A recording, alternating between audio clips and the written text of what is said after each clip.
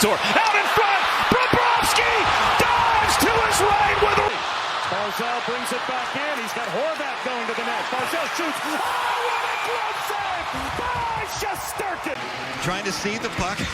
Now that's unique, too. Talk about a screen in front. We've seen him look over guys an awful lot. He knows he's got somebody on the other side, but you got to... What's up, guys? My name is Nick Villardo. I'm a professional goaltender and the owner of Villardo Goaltending. On this channel, I'm going to try to show you guys everything from goaltending tips to my experiences around the world. Thanks for watching. A lot of people wonder why and how does Russia develop such great goalies. If you look in the NHL, a lot of the top goalies like Vasilevsky, Bobrovsky, Shesterkin, Sorokin, and a bunch of others are dominating. Is it the mentality? Is it the training? Is it the way of life? I'm going to try to do my best to show you guys what goaltender training is like in Russia and why they're developing such great goaltenders now. I'm going to be showing you guys some off-ice training with one of my good friends, Masha, who used to perform in Cirque du Soleil. Now she's training goaltenders with coordination and athleticism, and I think that's a pretty common way that goaltenders train, kind of outside the box training over here in Russia. So I'll give you guys a pretty good insight of how that looks and some other stuff both on and off the ice. I've been very fortunate to play professional hockey in different parts all over the former Soviet Union, so I have a pretty decent understanding of how they train and what their mentality is like, and I'm going to try to do my best to show you guys that as well. Before I get into all the technical details of how Russian goaltenders train, I think one thing that really helps is their ability to not really care.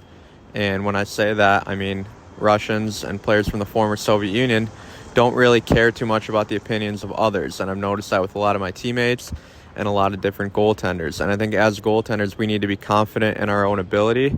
And when you're confident and you don't really care about outside noises, that really helps. So right off the bat, I think that's one of the things that does help goalies from the former Soviet Union be so good. So the day of training with Masha started off with different hand-eye coordination and athleticism drills that were really tricky and got the goaltenders thinking outside the box. I personally consider myself to be an awesome athlete and have great hand-eye coordination, where a lot of irregular hand-eye drills are super easy to me. But for a lot of these drills that Masha was giving us, they took a lot of tries to get the rhythm down. Not only were they physically challenging, but they were also mentally forcing you to think about what you were doing and act on it. We did a bunch of different coordination drills like this for about an hour before we made our way over to the ice. If you thought the off-ice drills were different, just wait until you see some of these on-ice drills. A huge focus of this session were unconventional movements and being able to control your body throughout these situations. Truthfully, I find this to be a really important part of the game.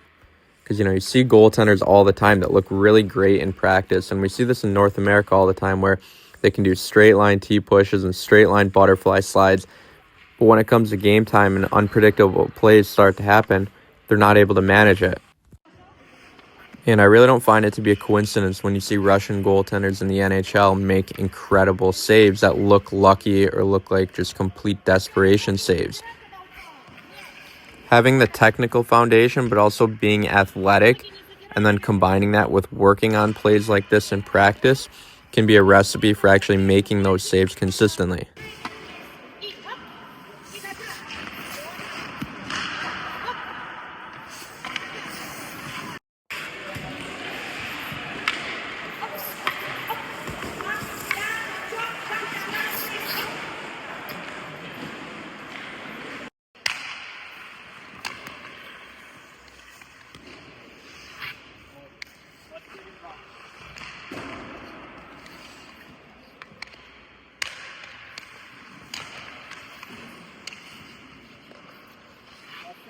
And here's a quick little 45-second summary video that Masha made to show the drills that we did both on and off the ice. And as you can see me there in the black tracksuit, some of these drills were pretty challenging for me.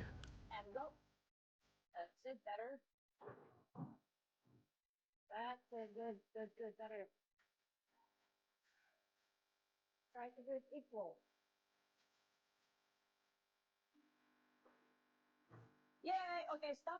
To get the flow to it. Don't rush, don't rush, don't rush. Because your brain is not ready for that. You're gonna get confused pretty quick.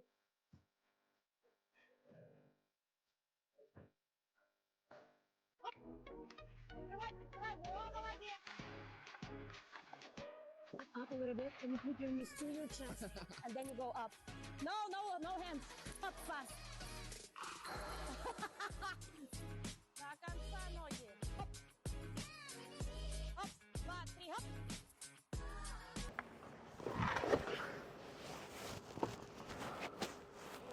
One of the things I offer through Velardo Goaltending is my mentorship and advisory program, where I take goaltenders on one-on-one to reach their highest potential. We go through everything, including implementing habits and structure, video review, body maintenance, moving up to the next level, and more. This is only available for highly motivated and dedicated individuals. So if this sounds like you, feel free to shoot me a DM on Instagram at Velardo Goaltending, or send me an email to velardogoaltending@gmail.com. Okay, so let's get back to the off-ice training part of Russian goaltenders. We've probably seen this clip of Vladislav Tretiak going through some off-ice movements, which obviously look unconventional. And if you know much about Russian goaltenders, you know that most of them are very mobile and flexible on the ice. A lot of the youth hockey programs bring in gymnastic coaches to teach stretching and mobility like you see here in these videos, and I think it plays a huge role in their flexibility. And I actually have firsthand experience working with a gymnastics coach in Russia who's really helped me with my flexibility. And I connect her with all goaltenders in my mentorship program so that they have access to this type of training. But I'll make a video about that a little bit later on and tell you guys some more information about it.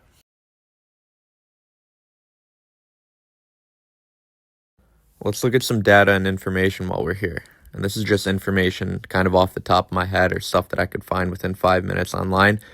But last 6 years, Stanley Cup Finals for the Cup champs were from Russia, obviously with Bob and Vasily, 2 times each. 3 of the finals losses were from Russia or the former Soviet Union with Bob, Vasily, and Hudobin.